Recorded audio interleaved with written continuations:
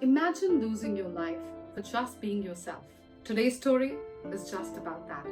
Welcome to Welted Marigold, where we share dark and mysterious stories from South Asia and beyond. I'm your storyteller Ambika, and today's story is about Qandeel Baloch.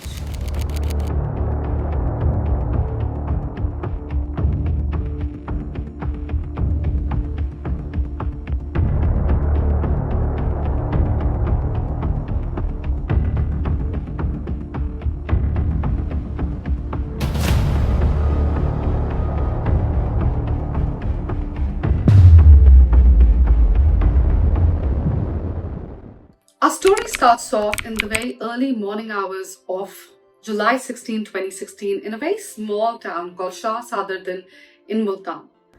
Now, for those of you who are not familiar with Multan, Multan is a city in the province of Punjab in Pakistan. It is known as one of the oldest continuously inhabited cities of South Asia. Now, going back to the morning of July 16, 2016, in a very humble home nestled in the bylanes of Multan, lay the lifeless body of Qandeel Baloch. The same Qandeel Baloch who was known for speaking her mind, who was bold, defiant, lay there still, quiet, lifeless. It was her father, Muhammad Azeem, who discovered and reported her death. It was initially thought that the death had been caused by a gunshot wound, but later autopsy reports revealed that the death was in fact caused by asphyxiation. To understand why and how Qandeel Baloch lost her life, we would have to take a step back and understand who Qandeel Baloch really was. Qandeel Baloch was born as Fauzia Azeem on March 1st, 1990 in Multan, Pakistan. She was born to her parents, Muhammad Azeem and Anwar Bibi. Her father was a farmer and her mother nurtured 8 children. Fauzia was among 8 children, 6 boys and 2 girls. Fauzia, even as a child, had something that truly differentiated her from her siblings. While her brothers and sisters accepted the rural rhythms of life, Fauzia dreamt bigger. She had dreams of one day acting and singing. Her dreams went far beyond the rural realities of her life. But at 17, Fauzia's dreams were cut short. She was married off to her mom's cousin, Ashik Hussain, a man she barely even knew. Now, this is a practice that is common in some South Asian families. This practice is dictated because of several reasons. Some of the reasons can be financial, trying to keep the money within the families. Another reason could be, a known devil being better than an unknown devil. But this relationship, this alliance between Fauzia and Ashik was far removed from being an alliance that was beautiful, a union that was one of marriage. It was in fact a relationship, and if you want to call it a marriage that was marred with pain and violence from the get-go. The 2 years that Fauzia was with Ashik, she had a son. But their relationship did not get any better. The abuse continued. And so Fauzia decided to leave. Now, this isn't something common. A lot of women in Multan would never even think of leaving their marriage.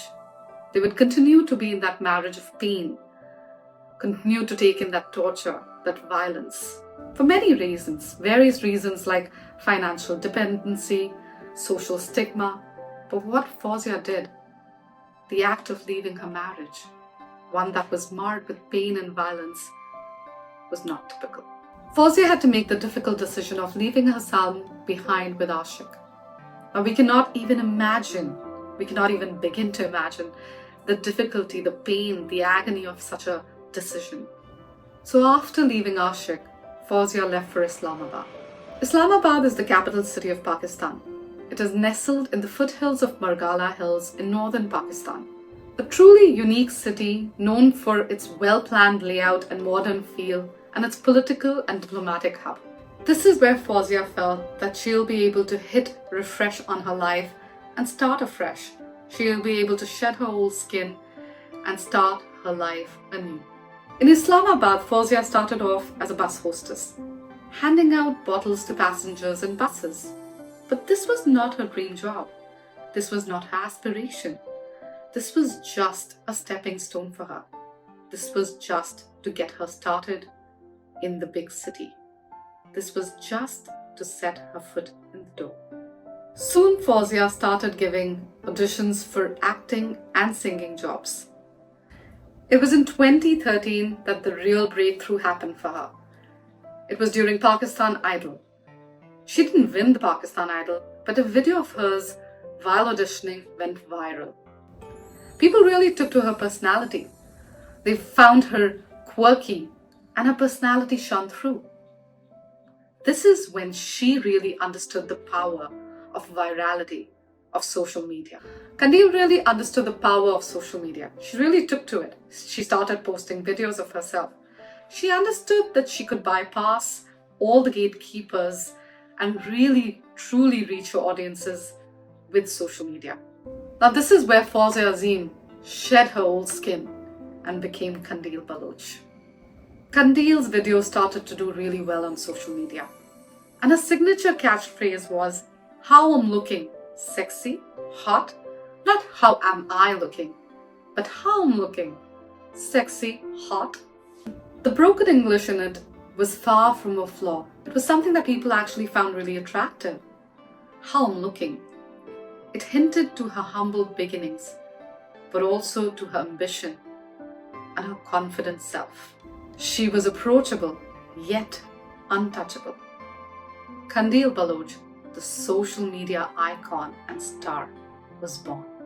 Qandeel spoke of ideas of female independence, financial freedom, and self-love, ideas that were viewed as extremely radical and even blasphemous in a society so deeply entrenched in conservative traditions. The true turning point for Qandeel Baloch, when her social media virtual stage became a digital coliseum, was with the incident of Mufti Abdul Qavi.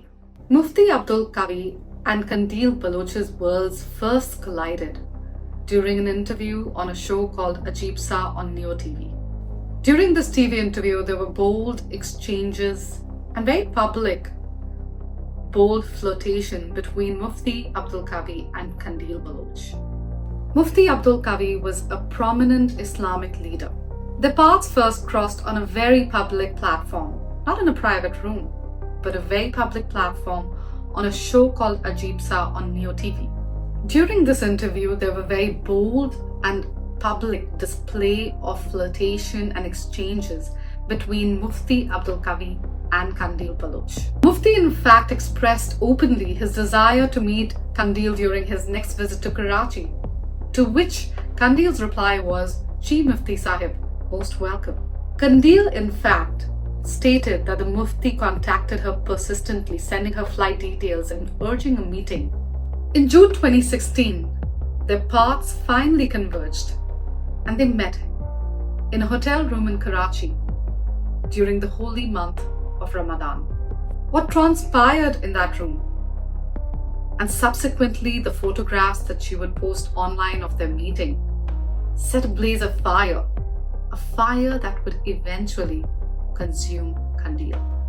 Even wearing his traditional hat, these pictures sent shockwaves through a very conservative establishment. She claimed that they sat and drank soda together and also smoked cigarettes in the daylight hours, an act seen as very brazen, especially during the holy month of Ramadan.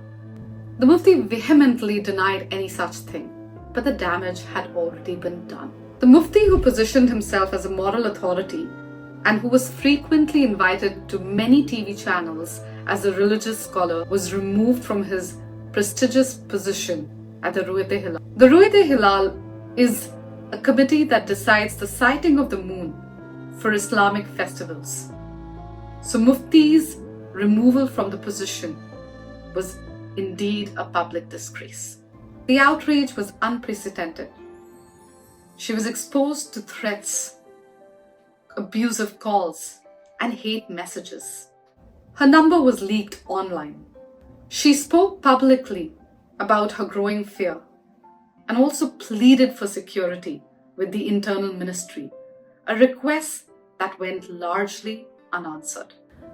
The insurmountable Hate took a toll on Qandeel, so she decided to seek refuge in the one place that she thought she could take refuge, where she could be safe, to her family home in Multan.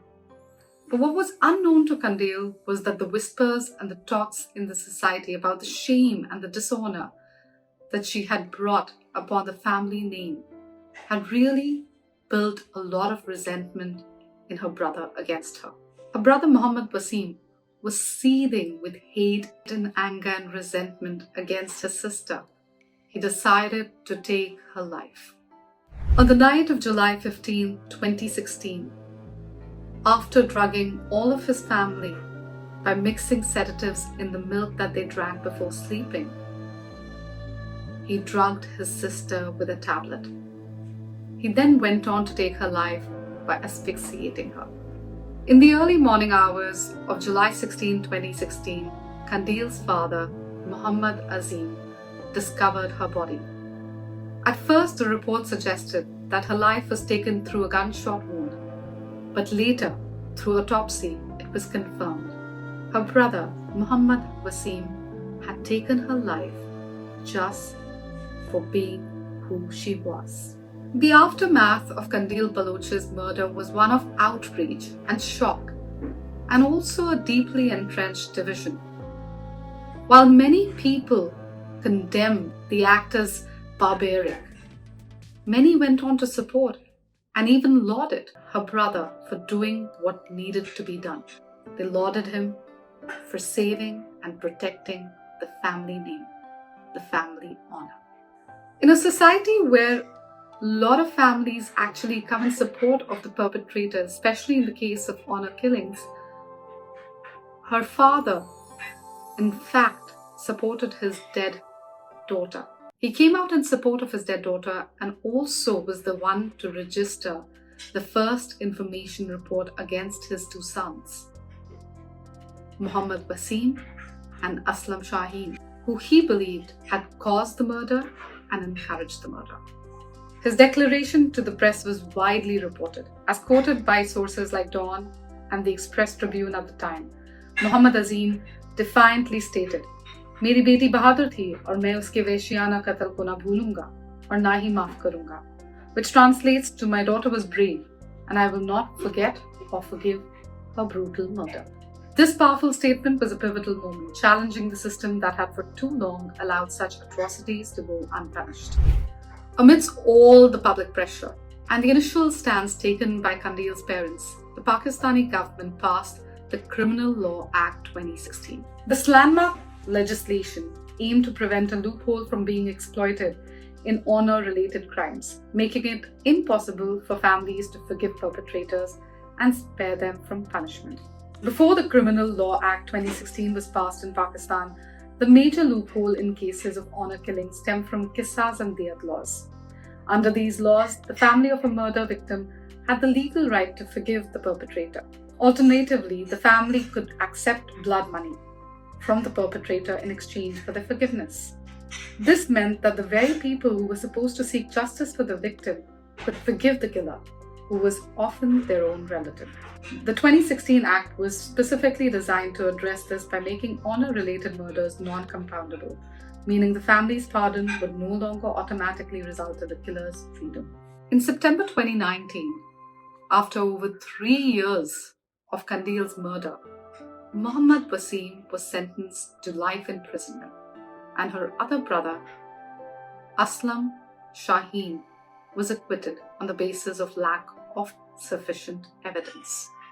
However, the pursuit of justice for Qandeel Baloch took another devastating turn. In a deeply disheartening development, Qandeel's parents appealed to retract the first information report, effectively attempting to pardon their son. In February 2022, a Pakistan appeals court acquitted Muhammad Waseem, reversing his life sentence.